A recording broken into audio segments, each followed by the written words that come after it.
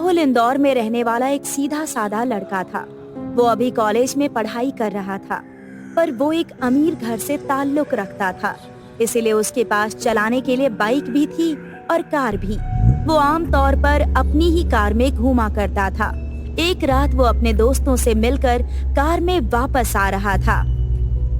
गोरे गोरे मुखड़े पे काला काला चश्मा, रात के सन्नाटे में ये सड़कें कुछ अलग ही लगती हैं। और किसी ने सच कहा है, असली मजा तो रात में ही आता है। रोड बिल्कुल खाली थी।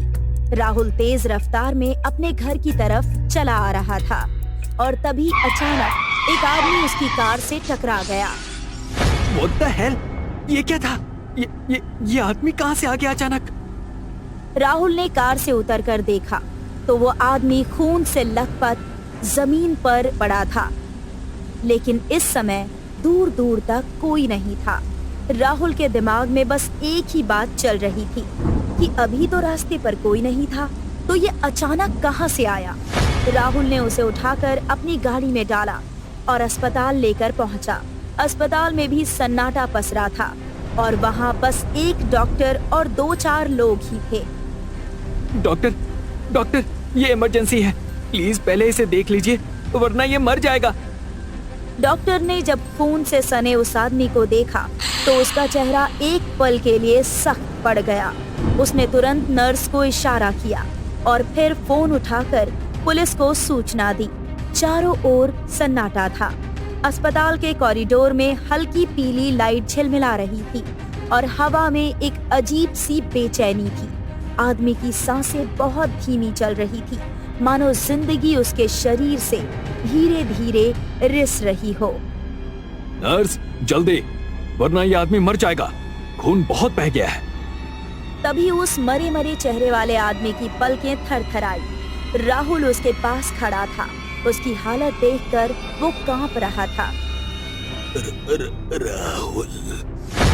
और बस राहुल का नाम लेकर वो मर गया। ओह शिट, ये तो मर गया। डॉक्टर, इसने मेरा नाम लिया, पर मैं तो... क्या तुम इसे जानते हो? नहीं, कभी देखा तक नहीं। ये तो बस मेरी गाड़ी से टकराया था। डॉक्टर कुछ कहने ही वाला था कि तभी अस्पताल में पुलिस की गाड़ी की आवाज गूंजी। 2 साये तेजी से इमरजेंसी रूम में दाखिल हुए। इस पर लिखा नंबर मिला। कॉल किया गया, पर दूसरी ओर सन्नाटा। मोबाइल बंद था। इंस्पेक्टर ने गहरी सांस ली। चलो, इसे मुर्दाघर लेकर चलते हैं। अब पोस्टमार्टम के बाद ही सारे राज खुलेंगे। और लड़के, तुम भी साथ चलो। मैं क्यों? पहली बार एक्सीडेंट किया है क्या? मुर्दाघर अस्पताल से पीछे एक पुरानी बिल्डिंग में था। चारों ओर जंग लगे दरवाजे, धूल और अंधेरा। राहुल पुलिस वाले और पोस्टमार्टम करने वाला वहां पहुंचते हैं। ठंडी हवा राहुल के गालों से टकराती है, जैसे कोई अदृश्य चीज उसे छू रही हो। अचानक लाइट चली गई। ये क्या मजाक है? सर, कुछ दिख नहीं रहा। 1 मिनट, 2 मिनट, सिर्फ अंधेरा और भारी सांसों की आवाजें। फिर अचानक लाइट वापस आई और जैसे ही सबकी निगाहें टेबल की तरफ गई, लाश गायब थी। अरे, लाश कहाँ गई? ये सब तेरा ही किया धरा है ना? क्या किया तूने लाश का? बता। नहीं, मैं आपके साथ ही था सर, मैंने कुछ नहीं किया। मुर्दाघर की भयानक खामोशी में अचानक ठक ठक ठक जैसे किसी भारी कदमों की आवाज गूंजने लगी। सभी चौकन्ने हो गए। फिर जैसे ही दरवाजे की ओर नजर गई, सबके चेहरे सफेद पड़ गए। वो वही आदमी जो अभी कुछ देर पहले मरा था, अब जिंदा था और चलता हुआ उनकी ओर बढ़ रहा था। उसके चेहरे पर अजीब सी मुस्कान थी और वो आंखें जैसे आग सी जल रही हो। ये तो अभी मरा पड़ा था। फिर ये कैसे? सब दरवाजों की ओर भागे, लेकिन सारे दरवाजे अपने आप बंद हो गए थे और तभी बिजली फिर से गुल हो गई। अंधेरा, फिर अंधेरा, भगवान के लिए कोई लाइट जलाओ। अंधेरे में चारों ओर सन्नाटा पसरा था। किसी के सांस लेने की आवाज तक साफ सुनाई दे रही थी। डर जैसे सबकी हड्डियों में समा गया हो। बोल, तूने क्या किया है? ये सब तेरी वजह से ही हो रहा है, बोल। ये भूत प्रेत तुझसे जुड़े हुए हैं, तू ही इसे लाया है। मैंने कुछ नहीं किया सर, मैं तो बस इसे बचाने की कोशिश कर रहा था। तभी राहुल का फोन बजा। मोबाइल स्क्रीन पर लिखा था पापा कॉलिंग। पापा, पापा जल्दी आइए, कुछ अजीब हो रहा है। एक आदमी मेरी गाड़ी से टकराकर मर गया था, पर अब वो चल रहा है, हमें देख रहा है। मैं मुर्दा घर में हूँ। कैसा दिखता है वो? लंबा काला कोट, माथे पर कट का निशान। मनोज की आवाज और दिल दोनों बैठ गए। राहुल, वो आदमी, मैं जानता हूँ उसे। आप कैसे जानते हैं? और तभी अचानक कुछ खींचने की आवाज आई, जैसे कोई भारी चीज फर्श पर घसीट रहा हो। क्या ये कैसी आवाज थी? अगले ही पल इंस्पेक्टर एक झटके में अंधेरे में खींच लिया गया। फिर बस एक गूंजती चीख और सन्नाटा। सर कहाँ गए? अरे कोई तो कुछ करो। हवलदार आवाज की ओर भागा, पर तभी जैसे किसी ने उसका सिर जोर से पकड़ा और दीवार पर दे मारा। खून दीवार पर फैल गया और हवलदार का शरीर जमीन पर गिर पड़ा। उसकी आंखें खुली थी, पर वो मर चुका था। अब बचे थे सिर्फ राहुल और डॉक्टर। हमें यहाँ से भागना होगा, दरवाजे तो बंद हैं। तभी एक धीमी फुसफुसाहट गूंजी। तेरा बाप कहाँ है? लाइट फिर से आ गई और राहुल ने देखा वो लाश अब ठीक उसके सामने खड़ी है। मुझे नहीं पता, क्या चाहते हो तुम? और उसी पल मनोज भागते हुए अंदर घुसा। राहुल, राहुल, भागो! राहुल और मनोज किसी तरह बाहर भागे। मनोज, तूने मुझसे छीना था ना, अब मैं तेरा सब कुछ छीन लूंगा।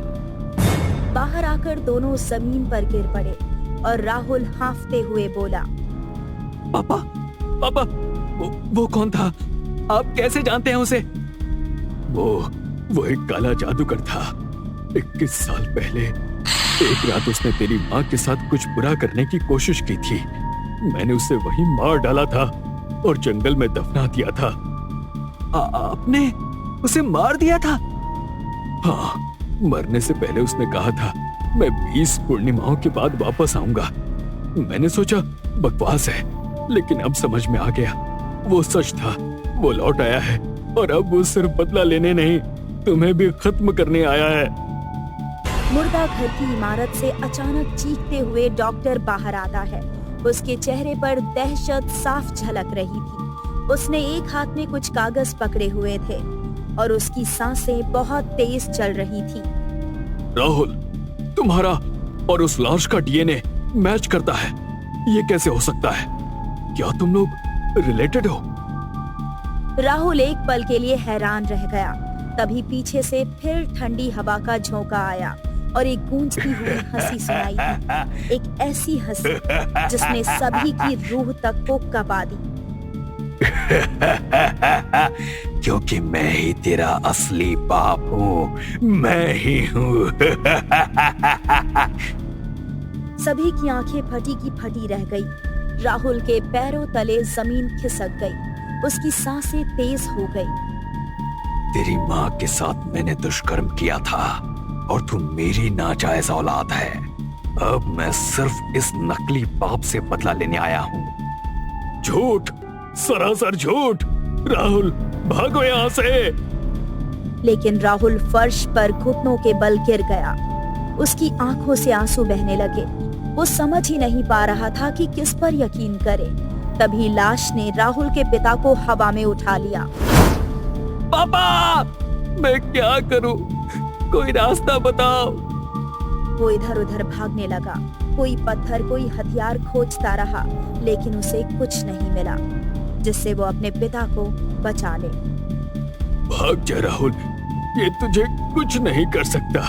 तेरी माँ ने मरने से पहले तेरे सीने में एक तावीज छुपा दी थी जो तुझे हर बुरी आत्मा से बचाएगा।